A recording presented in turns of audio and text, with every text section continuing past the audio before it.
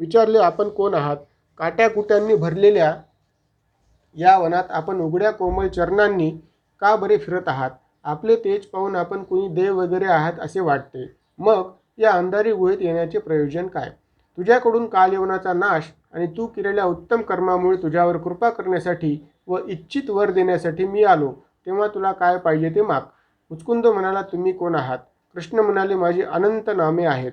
ब्रह्मदेवाने विनंती केल्यामुळे पृथ्वीवरील दैत्यांचा व साधुद्रोह्यांचा भार कमी करण्यासाठी मी यदुकुलात वासुदेवांच्या घरी अवतार घेतला, कंसादीचा नाश केला आणि कालयवनासाठी इथे आलो. असे म्हणताच मुचकुंदाला गर्गाचार्यांनी सांगितलेल्या भविष्यवाणीची आठवण झाली आणि हेच भगवान नारायण आहेत हे जाणून त्याने भगवंताच्या चरणावर प्रणाम केला आणि भगवंताची स्तुती केली. प्रपंचाचा फोलपणा, मनुष्य जन्मात भोवती असलेले मायाजाल, दुर्बुद्धीने माणूस जन्मात परमेश्वर भक्ती न करता किंवा स्वस्वरूपाला न ओळखता अहंकाराने वागतो. दान तप जप तोही करतो, तेही पुढच्या जन्मात असेच ऐश्वर मिळावे या हेतूनेच करतो. जप तपातही परायणता ठेवीत नाही.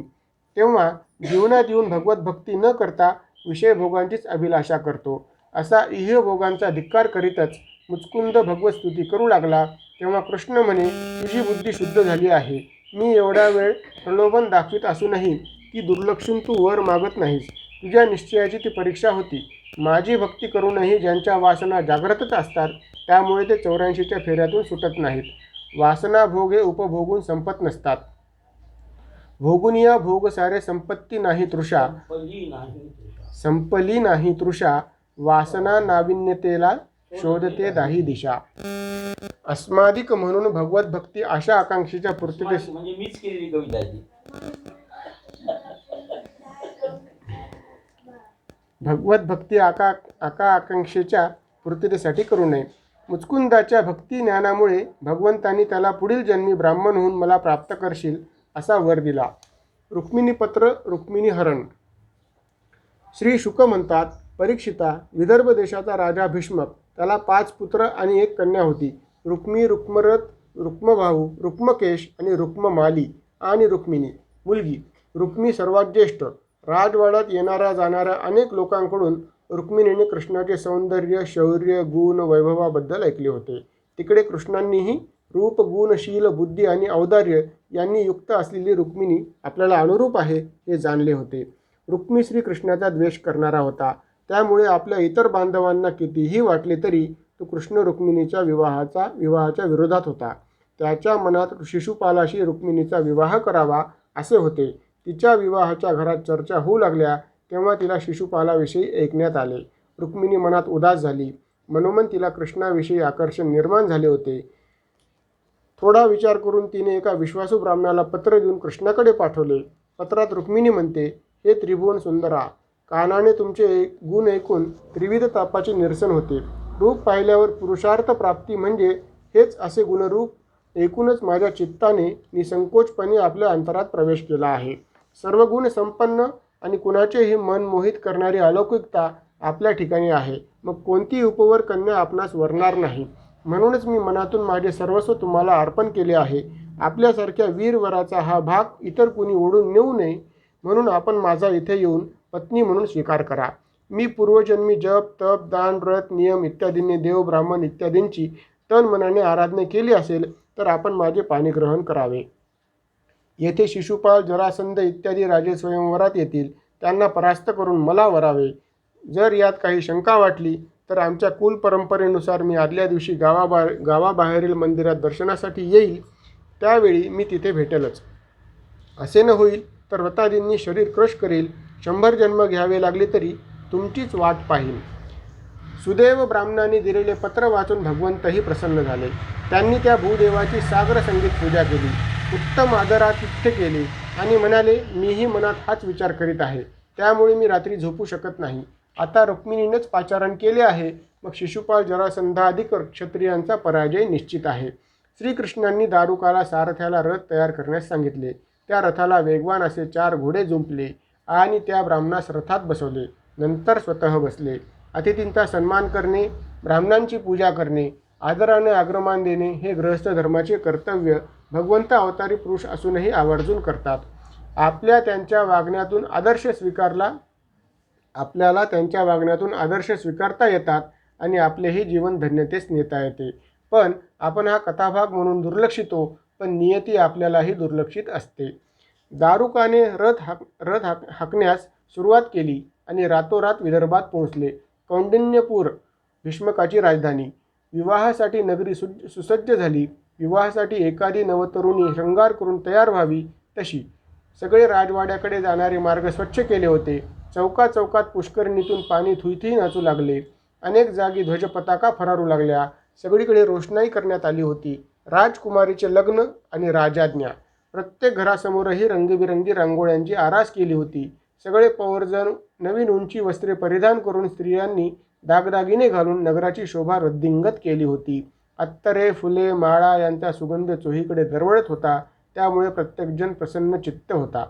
पुरोहितांनी ब्राह्मणांनी सांगितल्याप्रमाणे भीष्मकाने यथाविधी पुण्यवाचन केले. करात कंकण बांधले. ब्राह्मणांना सुग्रास भोजन दिले. शुभ्र कळ्याप्रमाणे दंतपंक्ती असलेल्या रुक्मिणीला मंगल स्नान करून नवीन वस्त्रे व अनेक अलंकार घालून सजविले. शिशुपाल, शाल्व, दंतवक्त्र, जरासंध, पौंड्रक इत्यादी मित्रराजे आधीच तेथे जमले होते. यांचा बलराम कृष्णाशी विरोध होता. रुक्मीच्या इच्छेप्रमाणे रुक्मिणीचे लग्न शिशुपालाशी व्हावे अशीच त्यांची इच्छा होती. कृष्ण बलराम तिथे आले म्हणजे जर रुक्मिणी हरण करू लागला तर त्याच्याशी 2 हात करता यावे म्हणून ते आपापले सैन्यही घेऊन आले होते. कृष्णाकडे पाठवलेला ब्राह्मण अजून आला नाही म्हणून रुक्मिणीचे अंतःकरण शोकाकुल झाले होते. ती कृष्णाविषयी चिंतन करू लागली. तेव्हा तिचा डावा डोळा, डावा हात, डावी मांडी फडफड करू लागली. तेवढ्यातच तो ब्राह्मण तिच्या कक्षात आला. त्याचा चेहराही प्रसन्न दिसू लागला. या लक्षणावरून कार्यसिद्धी झालीच पाहिजे असे रुक्मिणीला वाटले. रुक्मिणी लक्ष्मीचाच अवतार असल्यामुळे शकुनशास्त्र तिला अवगत नसेल काय. त्या ब्राह्मणाला विचारताच त्याने सांगितले, श्रीकृष्ण येथे पोहोचले आहेत आणि त्यांनी तुम्हाला नेण्याची पूर्वतयारी केली आहे. हे ऐकताच रुक्मिणीने ब्राह्मणाला नमस्कार केला. ती युवराज्ञी आहे. राजा भीष्मकाची लाडकी कन्या आहे. युवराज रुक्मीची आवडती बहीण आहे. शिवाय लक्ष्मीचा अवतार आहे.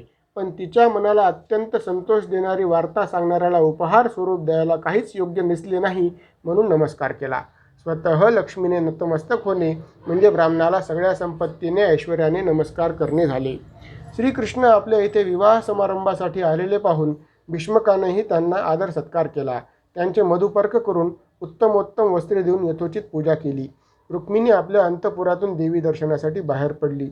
शस्त्रसज्ज सैनिक तिच्या संरक्षणासाठी सोबत होते. मृदंग, भेरी, तुताऱ्या, ढोल अशा वाद्यांचा गजर चालला होता. अनेक सुवासिनी स्त्रिया मंगल कलश घेऊन सुगंधी द्रव्ये लावून गजरे वगैरे लावून सोबत जात होत्या. रुक्मिणी मात्र पायीच चालली होती. मनोमन देवीच्या चरणकमलाचे स्मरण करीत होती. मंदिराजवळ तिने हातपाय धुतले आणि पवित्र अंतकरणाने देवीच्या पायाजवळ बसली. मनोमन प्रार्थना केली की मला पती म्हणून श्रीकृष्णच प्राप्त हो असा वर दे. पूजा प्रार्थना करून ती बाहेर पडली. इकडे तिकडे सलज्ज नजरेने ती पाहत होती. गालावर रुळणाऱ्या केसांच्या बटा हळूवार मागे सारीत होती.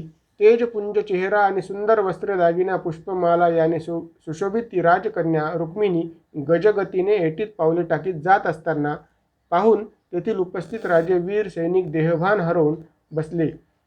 कित्येक तर घायाळ झाले. अशा स्थितीतच श्रीकृष्णांनी तिला गरुडध्वजांकित अशा आपल्या रथावर बसवले. सर्वांसमक्ष तिच्यासह तिथून निघून गेले. शिशुपालादी राजांना हे पाहून अत्यंत राग आला. हा आपला अपमान आहे असे त्यांना वाटले व ते ससैन्य कृष्णावर चालून आले. सर्व सैन्यांचे पारिपत्य यादव सैन्यांनी केले. एकटा रुक्मी पुन्हा श्रीकृष्णावर चालून आला. त्याने कृष्णाला हरून रुक्मिणीला परत आणीन तरच कुंडिनपुरात येईन अशी प्रतिज्ञा केली. त्याचा पराभव झाला. त्याने त्याचा शब्द राखून भोजकट नावाचे नगर वसविले, पण कुंडिनापुरात गेला नाही. इकडे श्रीकृष्ण रुक्मिणीला घेऊन द्वारकेत प्रवेश केला. तिथे येऊन त्यांनी विधीपूर्वक विवाह केला. श्रीकृष्णाबद्दल सर्व प्रजाजनांना प्रेम होते, त्यामुळे नगरात सर्वांनी मोठा उत्सव केला. त्यांना यथावकाश पुत्र प्राप्ती झाली. त्याचे नाव प्रद्युम्न. त्यानंतर सत्राजिताकडून समंतक मणी प्राप्त झाला आणि जांबवनाची कन्या जांबवतीशी विवाह केला. सत्राजिताने आपली कन्या सत्यभामा श्रीकृष्णांना दिली. विवाह केल्यानंतर श्रीकृष्णांनी सत्या, भद्रा, लक्ष्मणा अशा 8 कन्यांशी भगवंताचा विवाह झाला. विवाह म्हणजे प्रेमबंधन आहे. 8 पत्नी म्हणजे अष्टदा प्रकृती आहेत आणि श्रीकृष्ण पुरुषोत्तम आहेत. हा प्रकृती पुरुषांचा प्रपंच आहे.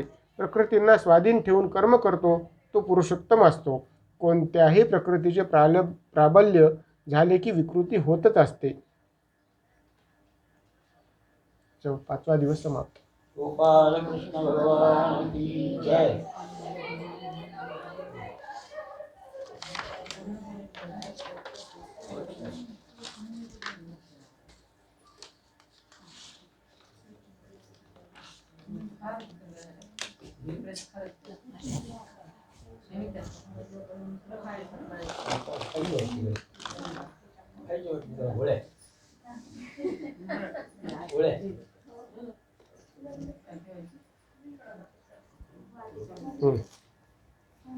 एका ठिकाणी बस इथे बस